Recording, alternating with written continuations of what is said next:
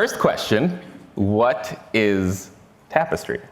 Yeah, so I've gotten that question a fair amount here, and I know that Tapestry is not necessarily recognized because I've been able to walk the vendor floor without getting tackled every 5 steps, which is nice. It's good for natural conversation.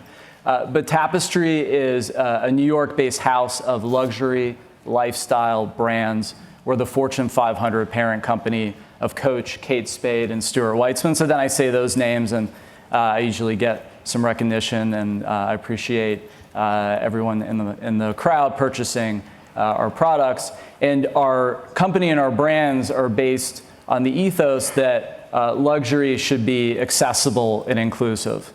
I don't see myself as a really fancy guy, but I like nice things, so the ethos really resonates for me personally. So Tapestry used to be just Coach, and now it wants to become a house of brands. Now, a lot of times, more brands can lead to more problems, but what's consistent across the industry in luxury is that everyone's trying to figure out digital, and that's where you come in. So tell us a little bit about your background and how you ended up at Tapestry. Sure. So as mentioned, I've been at Tapestry 4 months. Before that, and I lead digital for the Tapestry family of brands. Before that, I had a very similar role with the Gap Inc.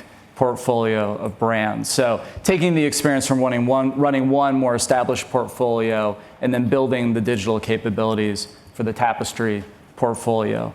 Before that, I was a consultant for nearly 2 decades, so I guess I'm dating myself a little bit. And I focused on helping global retailers and brands with their digital transformation.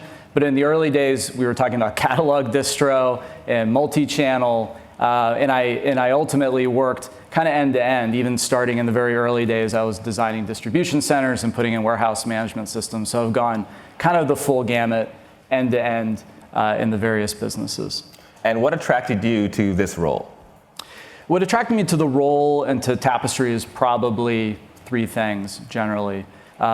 One is my boss, our CEO, Victor Luis. He's the visionary behind Tapestry and what we're looking to accomplish.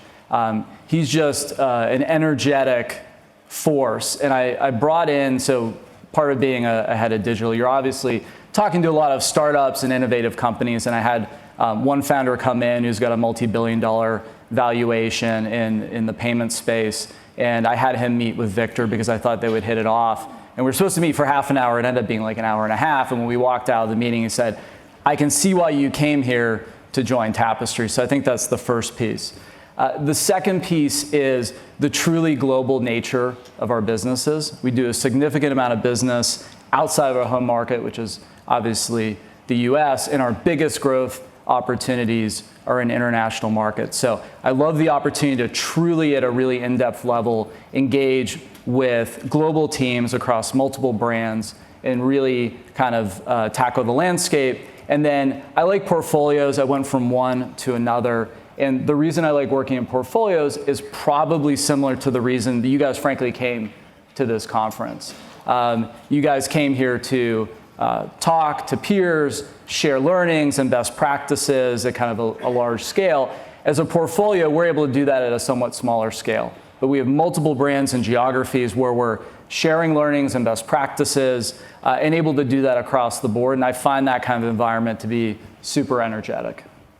And tell me about, you called him a visionary, right? Tell me about that vision and what are some of his broad strategic priorities?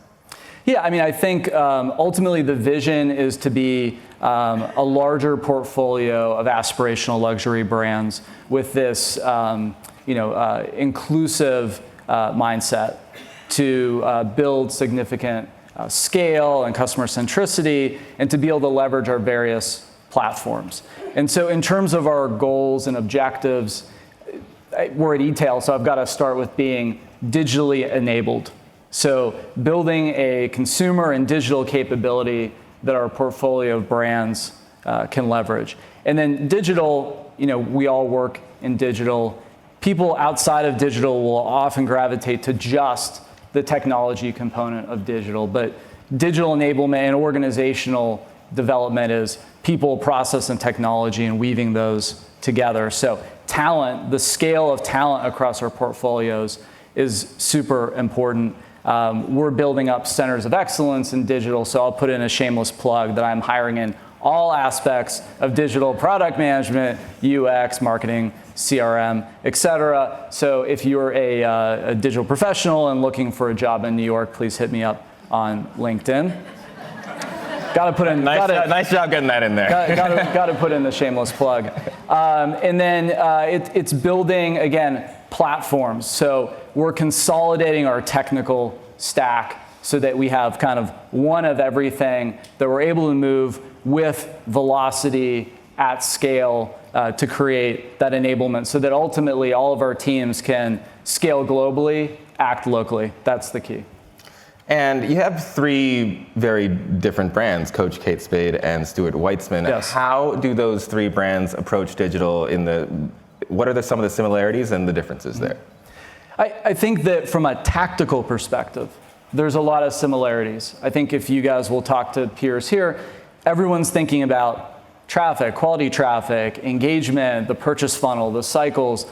Most of these basic physics are the same across all brands, but the messaging that you want to tell, the special sauce of each brand, the DNA, is ultimately fundamentally different. And what you're trying to parse out within the context of building a scalable platform is what is the foundational underpinnings and what are the tools and capabilities that you want to bring to bear, and then how do you ensure that each brand is able to express themselves and really communicate and convey themselves in a distinct manner throughout that customer journey. The cycles, the journeys might be different in their timing, but the raw physics tend to be somewhat similar. And Kate Spade's been a bit behind and slow to regain its footing after the acquisition a few years ago. And a lot of that had to do with just too many online flash sales and getting ahead of too many discounts and things like that. How do you reset shoppers' expectations with how they buy that brand online? Sure. Part of the reason I even started talking to my boss, Victor, was the successful approach that Coach had to reconstituting pricing power. And in the world that I was working in, I wanted to learn more about how he approached that, and then he wanted to learn from me how I thought about portfolio management and digital. So we have leadership that's experienced in kind of navigating these waters. Ultimately, it's about creating price integrity. It's about creating products that people want, and it's about being disciplined in kind of the commercial calendar and offers that we're approaching. So we're on that journey. The last quarter wasn't where we wanted it to be for that brand, but we see tremendous opportunities to regain our footing with that brand. And in the last few years, Tapestry's made a lot of investment in digital initiatives. What are some of those things? Yeah, so right now we're focused, like I mentioned, on the foundational layer. So how do we create that global, scalable platform for our family of brands? That's the foundational piece. And then we're also trying to make sure that we're looking at the journey and creating those spikes where there's value at kind of the more inspirational and innovative touch points. Because you have to have a strong foundation in terms of what you're building, but then you want to build that higher level engagement on top of it. So what's interesting about our space and with luxury is these can be very long purchase cycles, and the game of luxury is ultimately a long-term game. You can't be playing the short game and thinking that you're building this elevated brand story and perception and just being transactional in nature. So we're really trying to think about the longer purchase cycle, how we manage customers through that process, how we create relevance in each touch point, and ultimately, how do we inspire and create that desire, and then help her to her point of transaction, wherever that might be, whether that's online or in store, and connecting those experiences as much as possible and having the platforms and capabilities to do that. And how does that translate for a shopper that goes to one of the websites? Sure.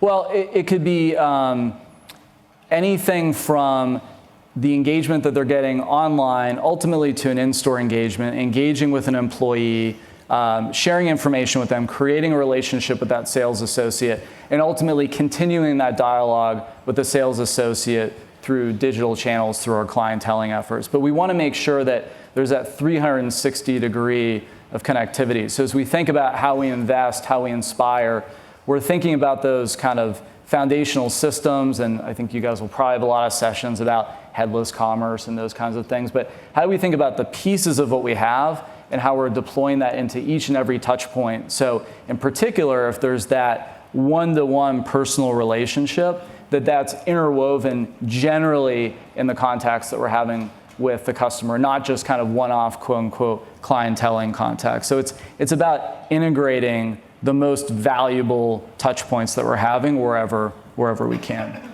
Shoppers weren't always so willing to buy luxury goods online. How has consumer behavior changed over the past decade or so? Yeah, I think there's a few things.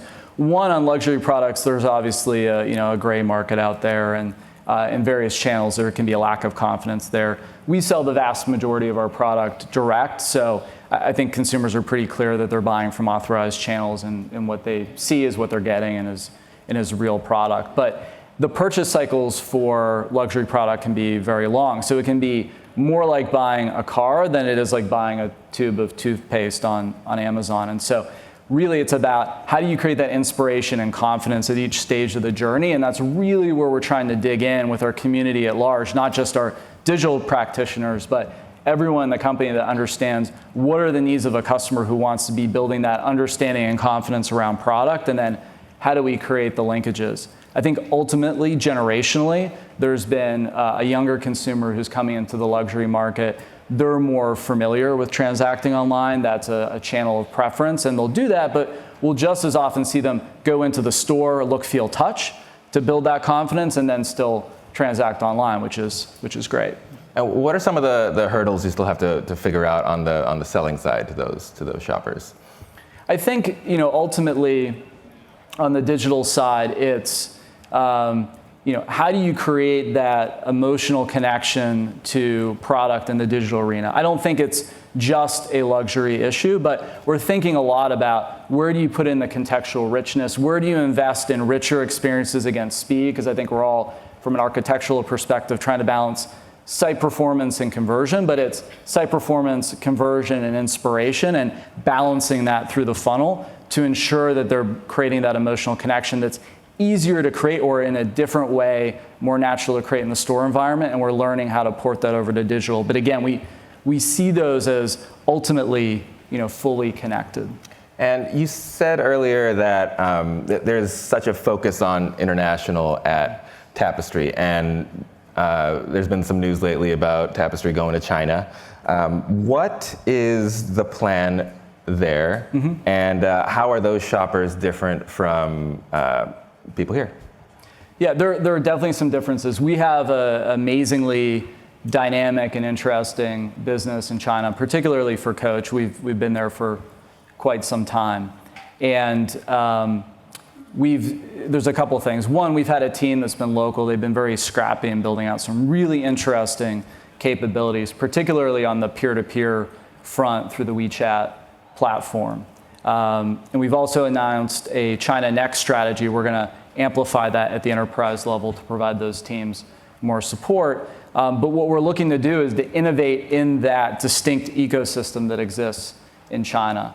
And China really kind of blows my mind because I went there first about 21 years ago after I graduated college, and I did that because I thought that would be the place that would be the most different when I would go back and visit approximately 20 years later. I've visited a lot over the years, but that was, I guess, one of my few predictions that came reasonably true. It went from bicycles in Shanghai and swampland with a couple buildings in Pudong to being this megalopolis with Teslas and Ferraris in the streets. It's kind of like you're in San Francisco, but there's some norms in China that are just different that you get to take advantage of as a digital practitioner. So if you go into a casual restaurant, more often than not, there's QR codes on the table. And so you'll sit down, and the Chinese consumer will, through WeChat, scan the QR. It's second nature to them.